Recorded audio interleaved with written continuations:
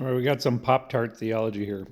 um, what we would need to see from influencers in general, at least once and likely more than once, so that it shows that the profession and the occupation of being an online influencer is not something that needs to be rejected, is a willingness to sit under their own church discipline and turning that into content.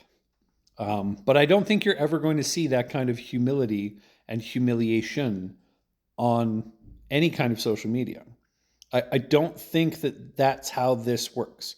If I were to go completely off the rails and my pastor told me to stop and I listened, would making it into content work? Like, would it even suffice? Like, it would be a permanent kind of stain on whatever brand I was trying to build, and that's what this all is. This is brands. This is brand building. So like it would be an end to it, and probably a good end to it, which is why it doesn't quite fall. It doesn't work. Like people can't see how that works, and it's why we feel so weird about when influencers in the adult realm come to Jesus and then start doing influencing for Jesus. It's like it doesn't change.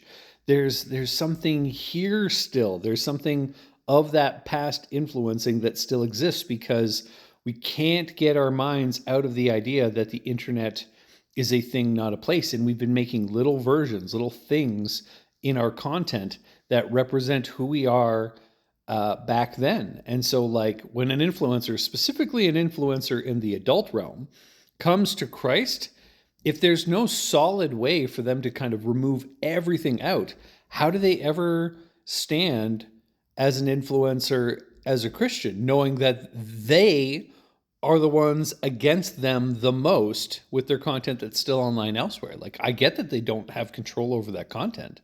I get that they might not be able to take all the content that they made in error as a non Christian and a sinner and someone doing adult media. Like that, they can't just yoink that all off the internet because they don't have total control over like what happens on the internet or like how people repost. But they are the sharpest critic then against anything that they do. That humility doesn't make compelling content, and like, what are you going to do? You're just going to hide it. It's definitely never going to be a pinned content like type that you'd have. Like it's a really hard thing to kind of grasp as far as like how you would do church discipline and humility as an influencer as content, because you try to do everything else as content.